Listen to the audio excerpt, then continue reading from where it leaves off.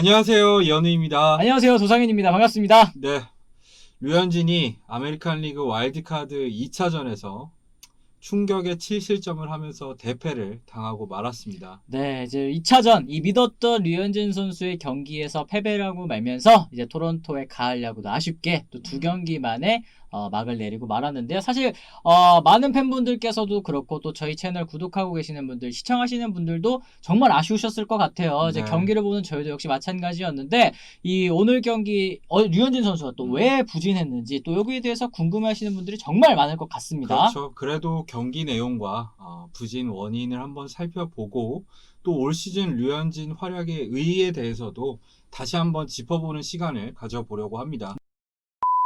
일단 1회에 4연속 안타를 맞았습니다. 예, 브루서가 주루사를 했지만 그 이후에도 연속해서 안타가 이어지면서 좀 어려움을 겪었죠. 맞습니다. 이 사실 이 브로서 선수의 오버런, 이 약간 좀 주루 플레이에서 미스가 있는 바람에 또 이제 송구가 좋았죠. 네. 이 그러는 바람에 더 큰 실점은 하지 않게 됐습니다만 이 마고 선수의 적시타 사실은 이루수 옆으로 이 네. 빠져나가는 땅볼 타구가 나오면서 조금은 아쉽게 또 첫 번째 실점을 하고 말았는데요. 이제 비셋 선수의 실책도 사실은 좀 아쉬운 부분이었던 것 같습니다. 이 보비샷이 정규 시즌에는 정말 똘똘한 모습을 많이 보여줬잖아요. 류현진 도우미.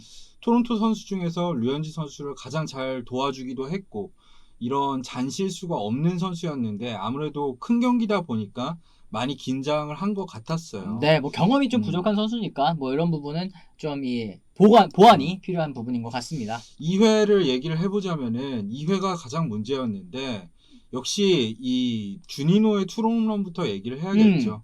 키어마이어한테 안타를 맞고 곧바로 주니노한테 홈런을 맞았는데 여기서 쎄한 느낌 받으신 분들이 좀 많으셨을 것 같습니다. 그래요? 네.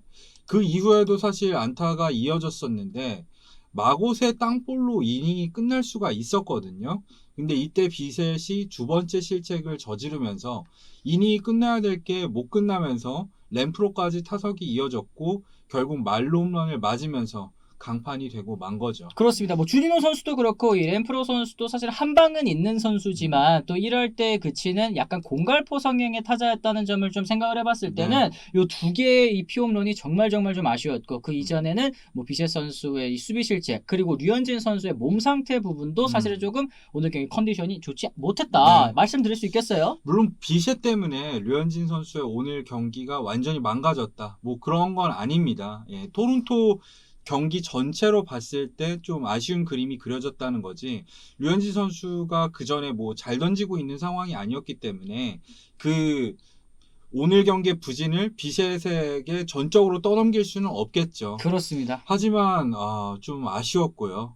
오늘 경기 류현진의 투구를 한번 분석을 해보자면은 지난 두 경기와 마찬가지로 쿼터의 비중을 상당히 높였습니다. 그래요. 이게 뭐 이 필라델피아전부터 시작됐고 이제 양키스전에서도 몸쪽 쿼터가 잘 통하면서 이 전략을 템파베이에게도 그대로 적용을 한 것 같은데 템파베이 타자들은 좀 어떤 점이 달랐을까요? 일단 커터를 던질 거를 미리 알고 있다는 듯이 대응을 했다는 점이 참 눈에 띄었고요. 이거는 템파베이의 전력 분석의 승리라고 봐야겠죠. 근데 커터의 구위라던가 이 제구가 좋지 못했어요. 그러니까 필라델피아 필리스전과 양키스전에서는 그 전에 이 젠슨의 포구 위치를 좀 더 타자 몸쪽으로 바꿨잖아요. 네. 그러다 보니까 커터도 더 몸쪽으로 파고드는 듯한 느낌이 있었는데 오늘 류현진 선수가 던진 커터는 살짝 밋밋하게 스트라이크 존에 걸치는 모습을 보여줬는데 그것들이 이제 장타로 이어졌죠. 그렇습니다. 뭐 이제 제구면에서도 사실 좀 몰린 공 혹은 이제 크게 빠지는 공이 좀 많이 나오면서 상대 타자들이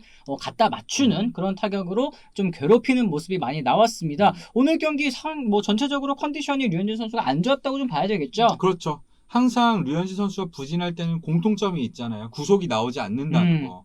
이 1회에 90마일이 나오는지 안 나오는지만 보더라도 어느 정도 류현진 선수의 그날 컨디션을 알 수가 있다. 네. 이런 얘기들이 이제 네티즌 분들도 전부 다 알고 계신 사실인데 오늘 경기에서도 정규 시즌에는 89.8마일로 144km 정도 나왔던 패스볼의 평균 구속이 오늘은 142km. 한 2km 정도가 더 느렸었죠. 그렇습니다. 네. 이게 구속 저하라는 게 사실은 이 전체적인 컨디션이 안 좋기 때문에 구속이 떨어진 그렇죠. 거고 또 그래서 재구적인 부분에서도 좀 아쉬운 부분이 있었다고 말씀드릴 수 있을 것 같은데 네. 이 몸 상태가 조금은 이상한가? 이런 얘기가 그래도 현지에서 나오더라고요. 그렇죠. 왜냐하면은 아무래도 양키스전 투구 이후에 경미한 통증을 느꼈다는 인터뷰가 몬토요 감독이 했었잖아요. 그러다 보니까 그 여파 아니야?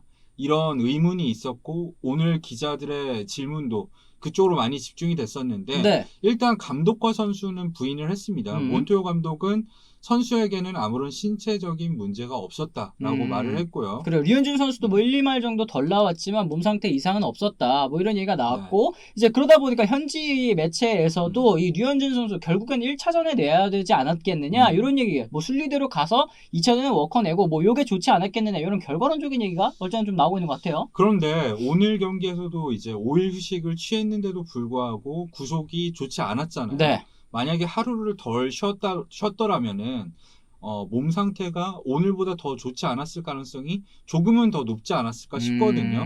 그래서 1차전에 나섰어야 됐다. 이거에 대해서는 저는 동의하지 못하겠습니다. 하지만 양키스전의 투구를 너무 무리해서 했냐? 이 질문에 대해서는 좀 동의하는 편이에요.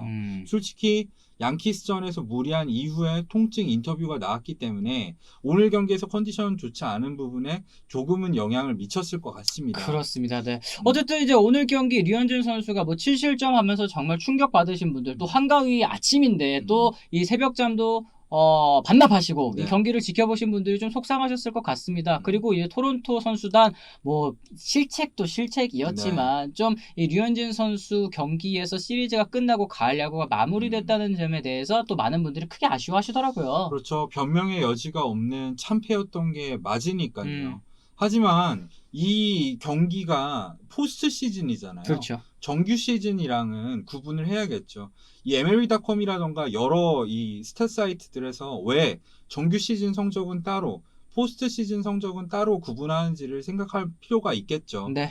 포스트 시즌에서 부진한 거 정말 뼈 아프지만 그렇다고 해서 포스트 시즌 부진으로 정규 시즌 성적까지 폄하하면 안 되겠죠. 맞습니다. 뭐 어쨌든 이 정규 시즌에서 류현진 선수가 이 12경기 나와서 또 팀의 9승을 또 가져다 줬잖아요. 이 류현진 선수가 등판한 경기에서는 팀이 9승 3패를 거뒀는데 이러면서 사실은 뭐 다크호스 정도로 평가받았던 토론토가 포스트 시즌까지 진출할 수 있는 발판을 만들었다. 그렇기 때문에 뭐 여전히 한 경기 부진했지만 이 류현진은 에이스고 또 류현진이 이번 시즌 2020 시즌에 또 MVP다. 뭐 이렇게 말씀을 드릴 수는 그렇죠. 있겠습니다. 토론토의 MVP일 뿐만 아니라 타자와 야수를 합치더라도 WAR, 그러니까 대체 선수 대비 기여 승수가 전체 3위입니다. 투수 중에 2위예요. 정말 위대한 시즌을 만들어낸 게 맞다고 저는 생각을 하고요. 그렇습니다. 뭐 지난해에는 이제 개인 성적, 뭐 이 평균 자책점 메이저리그 전체 1위 2.32 평균 자책점을 거두면서 정말 최고의 시즌을 보냈잖아요. 뭐 사이영 2위도 하고. 근데 어떻게 봤을 때 좀 가치적인 면으로 좀 들어가 봤을 때는 오히려 정말 어려운 환경, 또 이제 뭐 코로나 바이러스 때문에 좀 시즌이 뒤로 미뤄진 그런 환경, 또 수비도 좀 도와주지 못했고, 또 이 동부지구 올해 정말 강했잖아요. 뭐 그런 환경에서 던졌다는 걸 생각을 해봤을 때는 뭐 지난 시즌만큼 혹은 이제 지난 시즌보다 조금은 더 가치가 있는 그런 시즌이 아니었나 하는 생각도 저는 조금 듭니다. 네, 저도 마찬가지고요. 자, 그렇다고 해서 이제 토론토 얘기도 좀 해보자면은. 그러니까 오늘 경기 이렇게 지고 나니까 토론토 이제 안 본다. 정떨어졌다. 이렇게 생각하시는 분들이 꽤 있더라고요. 저도 사실 좀 아쉽죠. 아쉬운데 확실한 거는 토론토가 어쨌든 류현진 선수가 제일 잘했지만 이 힘든 시즌에 포스트 시즌에 진출하는 데는 성공을 했잖아요. 그렇죠. 이 젊은 선수들이 뭔가 가능성을 보여줬고 앞으로 성장할 여지도 많은 팀이잖아요. 네. 이번 겨울에 이제 젊은 선수들과 함께 더 열심히 준비를 하고 또 토론토가 아직 돈을 쓸 만한 여력이 많습니다. 이 돈을 통해서 더 좋은 선수들을 영입을 한다면 내년에도 해볼 만하지 않을까 저는 생각을 합니다. 그렇습니다. 네. 뭐 저희가 또 유튜브 채널을 통해서 또 영상을 통해서 토론토의 오프 시즌 뭐 보강이라든지 혹은 이제 루머라든지 이런 것들도 다 정리해서 전해드리도록 할 테니까요. 그것도 계속 좀 관심을 가져주셨으면 좋겠습니다. 네, 어쨌든 이번 영상은 여기까지입니다. 지금까지 시청해주신 분들은 좋아요와 구독 눌러주셨으면 좋겠고요.